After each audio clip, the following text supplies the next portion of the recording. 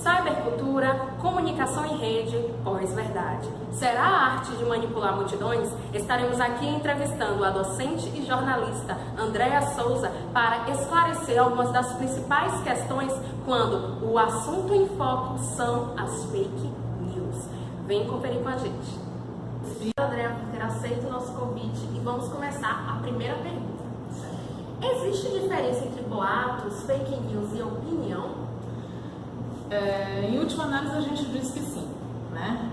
Boato, pela questão do sinônimo ou do conceito, seria algo que não tem fonte, ele é anônimo, então a gente não sabe identificar onde ele começa, não sabe identificar quem foi o produtor e as pessoas têm acesso, mas não sabem dizer quem fez. Então é sempre assim, um amigo de um amigo meu, um amigo de um tio, um amigo de um primo, e a gente nunca chega ao originário da informação. As fake news, notícias falsas, elas vêm com a cara de notícia, né? Então elas seguem todo o processo que a gente, jornalista, faz para produzir a notícia. Então existe supostamente uma fonte, existe supostamente um crédito. Quando na verdade o que às vezes a gente não vê é quem são as pessoas que respondem por. Mas existe um site, existe um local onde você tem acesso a essas informações. E a opinião é algo bem pessoal, né? Mas no que diz respeito ao jornalismo, a opinião, e a gente fala do gênero opinativo, que é onde cabe a opinião dentro do jornalismo, que é no gênero, ele é embasado em cima de uma apuração também, porque para que eu possa opinar sobre, eu tenho que saber a respeito. Então eu tenho que fazer sim a apuração, eu tenho que entender a respeito daquele assunto para que eu possa construir a minha opinião a partir de. Embora eu diga que seja a minha opinião, não é opinião eu gosto ou eu não gosto. Se eu não gosto por conta de quê? Quais os elementos que me levam a dizer que eu não gosto, que eu não concordo, que não é eixo caminho? Se eu gosto, se eu concordo, se é eixo caminho, quais são os elementos que contribuem para esta minha opinião? Então a gente tem que caminhar direitinho no que diz respeito a esses três itens, o que é o boato, o que é fake news e o que é opinião para a seara do jornalismo, porque a gente pode até achar que a princípio eles se parecem, mas não é bem assim. A gente tem que fazer o nosso trabalho, tem que entender o que é cada um deles, para que de repente a gente não saia propagando as informações de forma distorcida e dizendo, é minha opinião. Não é bem assim, né? E existe como as fake news influenciam na prática jornalística? Eu posso dizer que atualmente elas estão sendo como é que eu posso dizer, um contraponto, não um consenso, porque imagine, cabia e cabe, ainda cabe, né, ao profissional da informação apurar as informações antes de produzir a notícia. Se hoje a gente tem alguém que produz uma informação, essa informação ela é divulgada, ela é propagada, por conta disso ela se torna notícia. E eu preciso ter uma empresa, uma organização que faça uma nova apuração para saber se aquilo que está sendo divulgado como notícia é notícia verdadeira ou se aproxima da veracidade. Eu estou fazendo dois trabalhos frente à prática jornalística. Como é que eu posso entender o jornalismo se a todo instante as informações, as notícias, porque fake news é notícia, ela tem que ser checada e rechecada para saber se efetivamente ela é veraz, né? Então sim, ela influencia, mas a gente também tem que olhar o outro lado. A gente está num momento em que dentro da prática jornalística, e aí eu não estou aqui valorando se isso é bom ou se isso é ruim, a gente vem observando que o jornalismo, ele vem incentivando que a audiência seja ao mesmo tempo produtor de conteúdo. Então, se a gente também diz que a audiência é alguém ou um grupo que produz, que apura notícia, apura informação para virar notícia, eu meio que estou deslocando a minha ação para uma outra pessoa. E talvez por conta disso, a gente tenha, assim, esse boom desse movimento. Agora, uma coisa que tem que ficar clara é que as notícias falsas não são algo tão atuais. O boom e o nome, né, o novo nome a ser utilizado, que é fake news, seria algo mais atualizado. Mas notícias falsas não são novidades. Agora, o tratamento a ser dado antes para o tratamento a ser dado agora é que existe uma diferença. E essa diferença está sim nessa facilidade do acesso, nessa facilidade de que antes as pessoas que faziam parte do público, as pessoas que faziam parte da audiência só consumiam, agora elas, além de produzir, elas são incentivadas pelos veículos de comunicação tradicionais a serem produtores também. E talvez, aqui eu estou muito mais no campo das ideias ou do querer, eles não enxerguem responsabilidade quando produzem isso. O que a gente não pode aceitar é que o profissional formado, o jornalista, o repórter formado, ele age da mesma forma. Ele tem responsabilidade sim. E aí é que está o X da questão. Verdade, com certeza. A próxima pergunta é: como você vê essa fase personalista que o Brasil está vivendo? Ele está vivendo essa fase personalista? Explica um pouco pra gente. E aí a gente está se referindo à questão do jornalismo e política, né, nessa seara. Eu fico pensando que a gente teve na história, né, alguns políticos com a questão do populismo, né, muito na pessoa dele. E isso ainda é algo que a gente enxerga, né? A gente vê alguns políticos que fazem esse tipo de plataforma onde a sua figura é para atender aquilo que de repente o seu eleitorado quer. Mas atender aquilo que o seu eleitorado quer em que sentido? No sentido do tomar lá da cá, né? Então, isso é muito complicado, muitas das vezes. E sim, a gente vê hoje os políticos meio que se colocarem no patamar de que é o salvador da pátria, então eles personificam mais do que qualquer outra coisa a sua campanha e acreditam que o fato de desenvolverem ou atuarem enquanto personagem não precisa ter uma boa plataforma de governo. Basta que ele diga aquilo que a parcela, uma grande parcela da população gostaria de escutar de um político e que esse discurso possa ser vazio, ou possa ser preconceituoso, ou possa ser racista, mas que atende àquela ansiedade de uma parcela da população. E aí a gente tem, às vezes, aquele político que está muito melhor preparado, né? Com a plataforma mais pensada, mais estudada, mais estruturada, mas claro, dentro do viés político, a gente agrada a uns logo de cara para poder agradar a outros com o passar do tempo. Só que a gente chegou numa situação em que as pessoas não querem esperar muito. Isso a gente vê realmente por conta mesmo dessas mudanças das relações. As pessoas não têm muita paciência para nada. E eu estou falando de relação mesmo pessoal. Entre namorados, entre pai e mãe, entre irmãos, entre tios. Não se tem muita paciência. Então vai ser no campo político, nas minhas necessidades básicas, que eu terei paciência. Acredito que por conta disso, dessa pressa, dessa velocidade cada vez mais atropelada, que alguns políticos estão fazendo as suas plataformas dessa forma. Então, se precisa que alguém diga isso, eu digo, mesmo que isso não seja a melhor plataforma a ser defendida, ou que isso não seja a melhor ideia a ser apresentada, ou que eu não tenha nenhum tipo de planejamento para dar conta disso que eu estou dizendo que vou fazer, mas as pessoas precisam ouvir, e aí eu digo. E eu fico muito preocupada porque a gente está num momento, já tem algumas eleições, porque a gente está num momento político, né? Então a gente tem algumas eleições que essa briga, as pessoas estão dizendo assim, está mais acirrada. Isso sempre aconteceu. O que agora está mais acirrado, e eu observo que talvez seja isso, é que as pessoas agora elas não têm mais o receio de dizer certas coisas que antes elas tinham vergonha, porque elas estão dizendo numa área que acha que não tem nenhum tipo de controle, são as redes sociais digitais.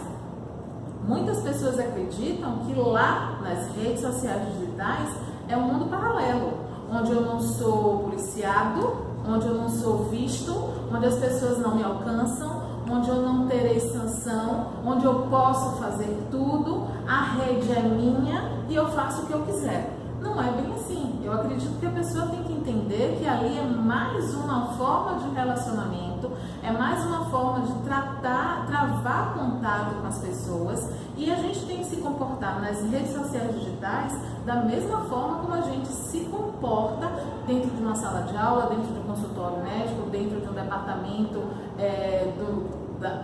da ligação com o servidor público, dentro de uma igreja, enfim, como a gente se comporta estando, vamos falar dessa forma, no mundo real. Porque acredito que por se tratar de algo que é da internet, é virtual, e lá eu adquiro uma persona, e aqui eu sou outra pessoa. Não, isso não existe.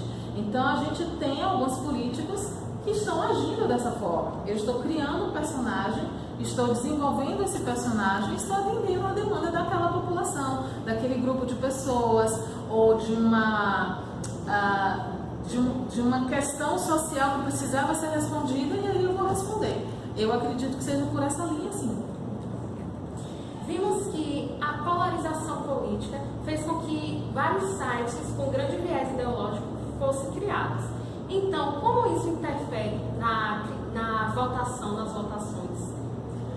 Eu acredito que quanto mais informação melhor, mas ao mesmo tempo melhor para quem, né? Porque às vezes a gente vê assim, tem muita informação, a gente consome tudo e não consegue fazer um filtro. Ao mesmo tempo, quem são as pessoas que estão consumindo essas informações? Esse consumo está levando a pessoa a pensar, a se questionar, a mudar alguns comportamentos ou a exacerbar algumas ideias que não são tão legais assim. Porque, volto a falar, no nosso dia a dia, a gente tem que se comportar de uma forma que seja legal para todos. É aquela velha história. Meu direito termina quando começa o seu.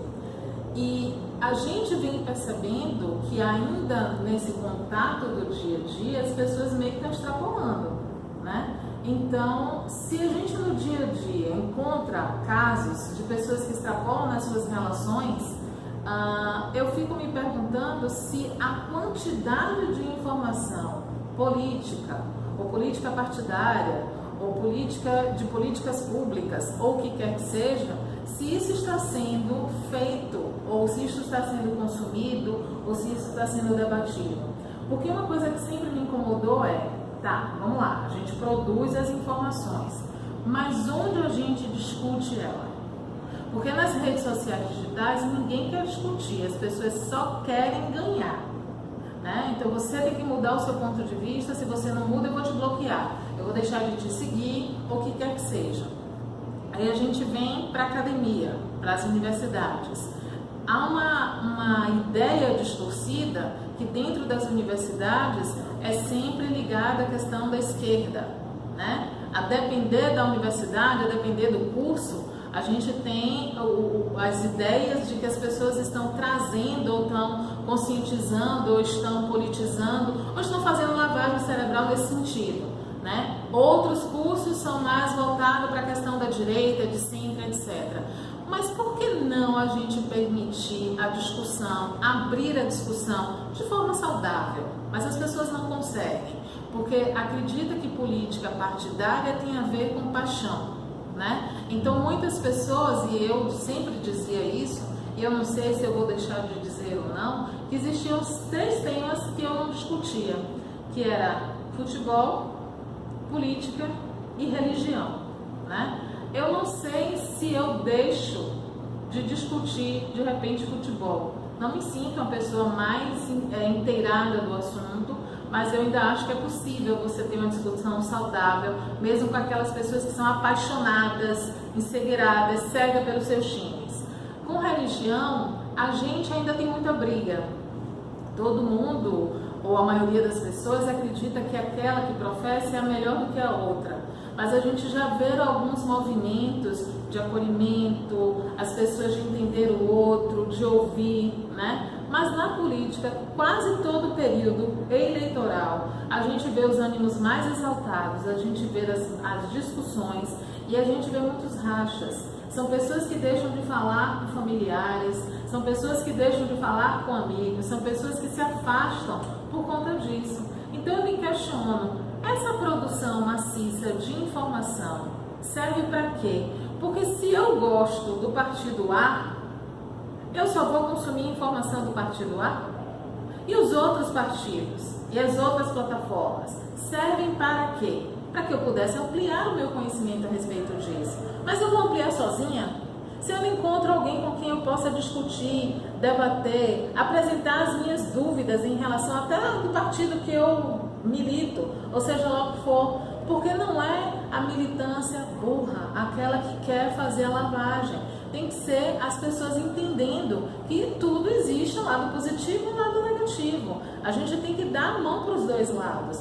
Mas eu ainda me pergunto, a gente tem tanta informação a respeito para que a gente fique falando para o nosso próprio umbigo, se a gente não propõe discussão com o outro, se a gente não permite que o outro fale, se a gente não incentiva a fala do outro, se não dá abertura para o outro falar, eu fico me questionando, para que tanta informação então? Então eu acredito que o movimento esteja sendo até contraditório. As pessoas têm acesso, não sabem muito bem lidar com isso, só consomem às vezes aquilo que faz referência àquilo que já acreditam. Se não acredita, deixa de lado, faz de conta que nunca nem teve acesso àquilo lá, vão para frente. Então assim, eu não sei se ajuda, se atrapalha, né? Se contribui em alguma coisa. Eu acho que a gente está precisando pensar em locais, ambientes, momentos de discussão. Discussão, não de briga, né? Até um debate é legal, mas que permita entender o posicionamento do outro. Sabemos que existem já algumas ferramentas de checagem para ajudar a detectar as fake news. Mas além disso, quais outras maneiras que a gente pode tentar utilizar para identificar elas? Eu também fico me questionando isso, porque assim, nós jornalistas, a gente aprende a como produzir as notícias. Uma das formas é a gente apurar, é a gente entrevistar, é a gente pesquisar, confrontar dados, etc. Mas a gente aprende isso só porque vem para a faculdade? Ou muitas das vezes a gente vem para a faculdade porque isso já é algo meio que natural da pessoa? Porque eu conheço um monte de gente que faz trabalhos assim parecidos e que não necessariamente são jornalistas, né?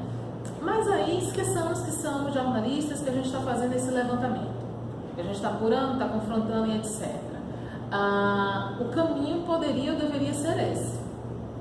Mas quais são as fontes que a gente vai utilizar?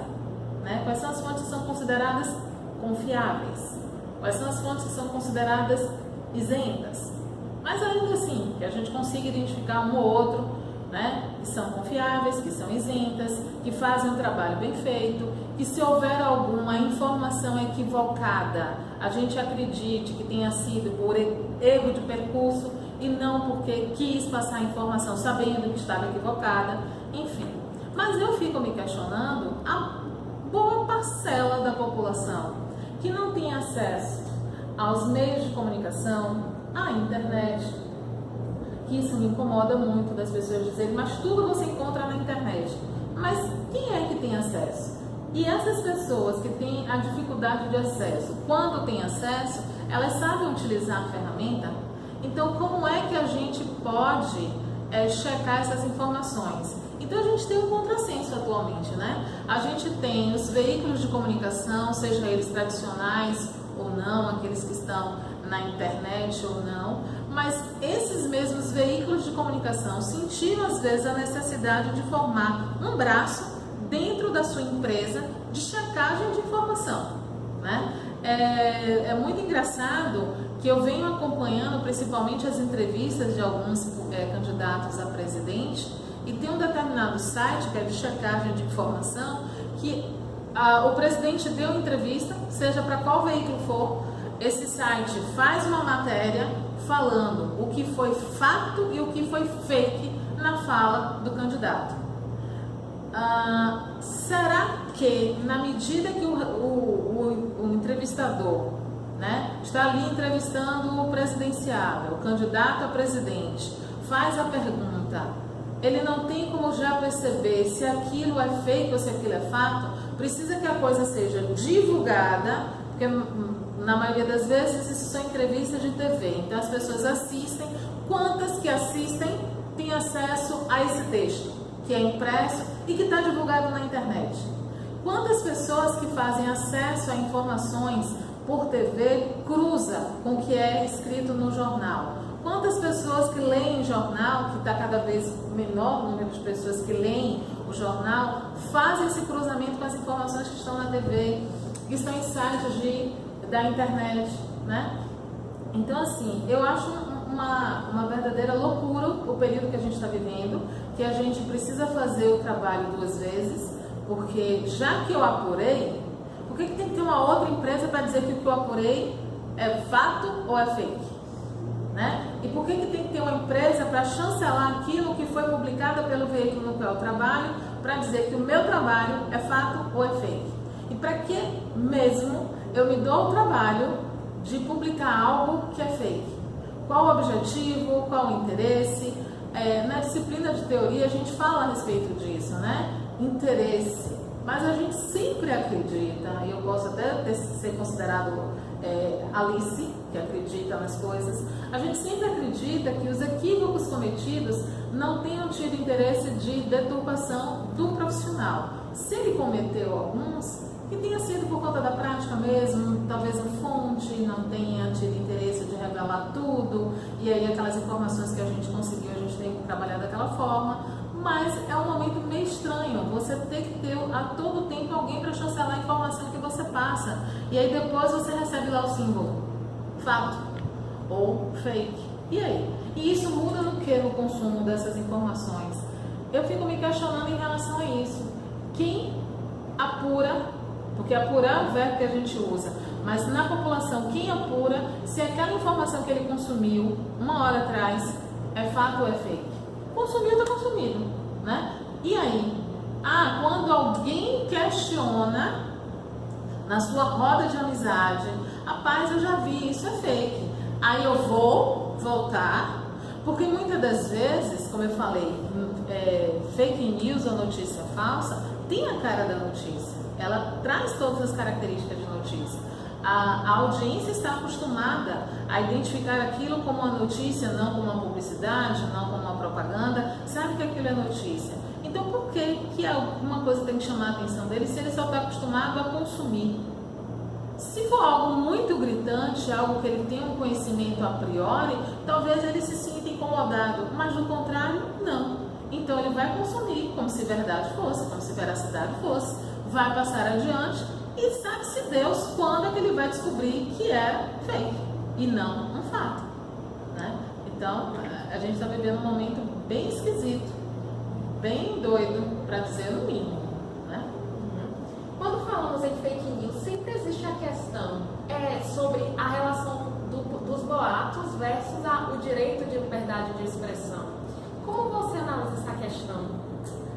Então, a seara é bem delicada, né? Porque as pessoas acreditam que liberdade de expressão é poder dizer qualquer coisa. Até que seja, mas que você tenha ciência que você pode ter algumas sanções, né? Então, a questão da fake news, que algumas pessoas dizem, mas é minha opinião. Tá, então responda por isso. Depois que foi comprovado que é mentira, depois que foi comprovado que é fake, você passa pelas sanções normais e etc. Mas ao mesmo tempo eu fico me questionando, né? Que quando se falou da questão do bloqueio de alguns sites, das suspensões de algumas páginas dentro do Facebook, se isso era censura. Mas se já foi comprovado que a maioria das informações passadas por aqueles sites, por aqueles perfis, não são notícias verídicas ou verais, vai se permitir que continue propagando fake news por conta de uma suposta liberdade de expressão? Eu não sei, eu acho também muito contraditório, Porque quando a gente fala de liberdade de expressão, quem consegue ter acesso aos veículos, seja eles tradicionais ou não, para fazer com que sua opinião seja ouvida por quase todo mundo? Não é todo mundo, né? Aquilo que eu acredito, e se eu não faço parte de uma população que tem acesso aos veículos, normalmente as pessoas que se relacionam comigo ficam sabendo. E de repente a minha opinião, né, é a mais próxima do veraz. A gente também tem uma teoria em jornalismo que fala a respeito disso, que é a espiral do silêncio. Então, às vezes, as pessoas optam por ficar caladas porque vem propagado muito umas ideologias, umas ideias que consideram dominante, porque está sendo aventada, veiculada o tempo todo nesses veículos. E quando, na verdade, não passa de mentiras. E aquilo que ela acredita, aquilo que ela constrói, aquilo que ela entende como realidade, que seria efetivamente o fato a ser apresentado, mas ela não tem acesso, ela não é fonte de informação, ela não consegue produzir ou nunca pensou que seria necessário fazer um site ou um blog. Só que ao mesmo tempo, hoje a gente já percebe que isso já abre um caminho para essas possibilidades. Então as pessoas que têm acesso a um certo grau de construção de ideias e que consegue congregar pessoas ao seu redor, que permite, que propõe as discussões sobre qualquer tema, eles conseguem sim, através das redes sociais digitais, através da internet, através de sites, através de outras redes, fazer com que aquilo que ele acredita, aquilo que ele milita, aquilo que ele propaga, seja ouvido por outras pessoas. Aí a gente tem o chamado contra-agendamento. Né? Então, eu preciso sim, felizmente ou infelizmente, fazer os mecanismos muito próximo do que a mídia entende como notícia, mas que isso seja algo produzido por uma parcela da população que não tem vez, que não tem voz dentro da mídia considerada tradicional, como alguns gostam de dizer, hegemônica, né? Mas eles conseguem enxergar que fazendo dessa forma, a mídia vai pautá-los. Então, se vai pautá-los, vai abrir o canal para que eu possa dar a minha opinião, já que estamos falando de opinião, que de outra forma não seria ouvida, que de outra forma não seria escutada, que de outra forma não seria pautada. Deixa de ser informação, deixa de ser opinião para ser informação, né? E a gente tem uma série de ações, e isso é muito mais bem articulado através de organizações não governamentais. Mas essas organizações também são constituídas de pessoas, desde que não existam pessoas por trás que estejam muito mais preocupadas em fazer lobby, né, do que agir em prol daquela causa ou daquela população e etc. Então a gente vive um momento que é assim, ao mesmo tempo que a gente vê muita informação que não diz respeito para a minha ansiedade, mas eu posso ter acesso às informações que dizem respeito à minha ansiedade. E aí, como foi tratado, né, no Café Filosófico, a questão do efeito bolha. Mas esse efeito bolha, ele por si só é partido, ele é quebrado, porque a depender do assunto, quando ele é muito propagado, ele entra na minha rede sem que aquilo efetivamente seja meu interesse primeiro. Ou porque eu procurei, ou porque um colega meu procurou, um amigo meu, já que a gente fala de rede, um amigo meu procurou, mas pelo próprio fato que se impõe e aparece, né? Então, assim, é complicado, é delicado, as pessoas precisam ficar atentas. Felizmente ou infelizmente, nem todo mundo está atento a isso, mas o que a gente não pode também é deixar que essas situações tirem a gente da linha.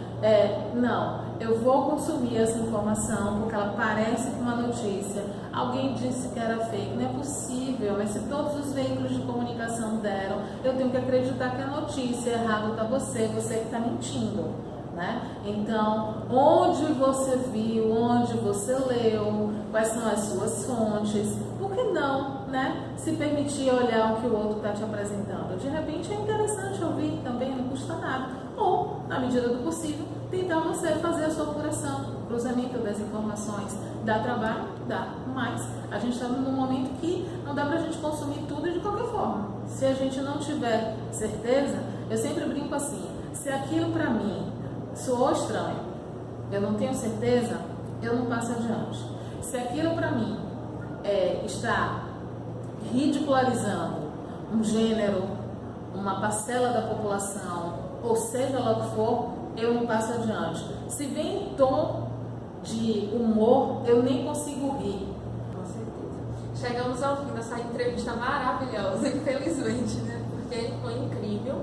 Agradecemos por todas as informações que você pôde nos esclarecer aqui, viu? Muito obrigada, André. Eu agradeço, estou sempre à disposição e bom trabalho para vocês.